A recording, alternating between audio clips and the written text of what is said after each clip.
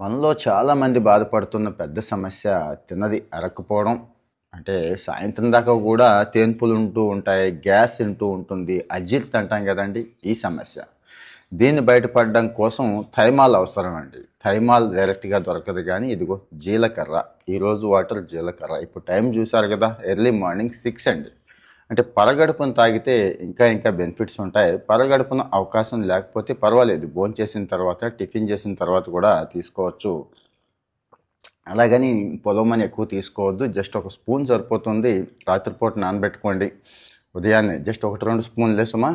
ఉదయాన్నే చక్కగా వేడి చేసుకొని, బాగా మరగ కాచుకొని గోరువెచ్చగా తీసేసుకుంటే 1-2 కాదు, చాలా ప్రయోజనాలండి. మనం డైలీ ఒక డ్రింక్ చెప్పుకుంటున్నాం. నిన్న పచ్చిపసుపు చెప్పుకున్నాం కదా, ఈరోజు ఇది. అంటే ఎర్లీ మార్నింగ్ ఇవి తాగటం వల్ల ఇందులో ఉండే యాంటీ ఇన్ఫ్లమేటరీ, యాంటాక్సిడెంట్లు శరీరానికి చేసే మేలు అంతా ఇంత కాదండి.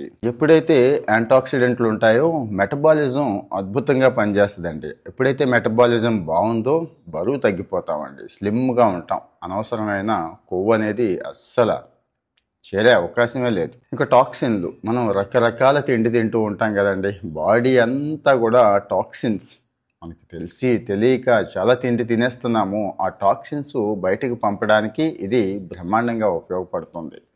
ఇక లివర్, ముఖ్యంగా టాక్సిన్లన్నీ ఎక్కడ పేరుకుపోతున్నాయి అంటే లివర్లోనే. ఈరోజు ఫ్యాటీ లివర్ దగ్గర నుంచి చాలా సమస్యలు ఉన్నాయి కదండి. మరి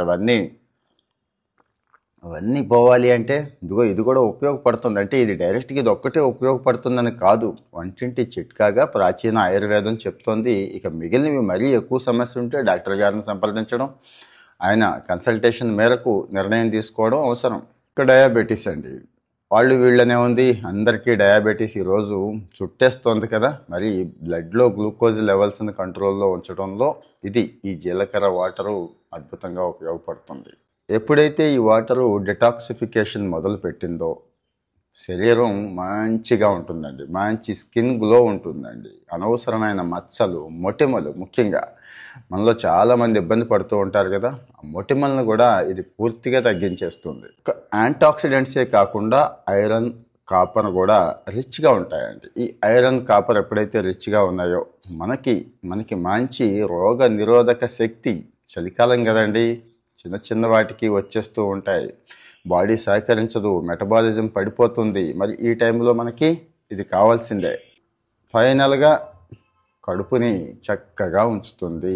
తిన్నది తిన్నట్టు అరిగిపోవడంతో పాటు అంతంటే అంత మంచి చేస్తుందండి. సో 1 స్పూన్ సరిపోతుంది. కామెంట్లో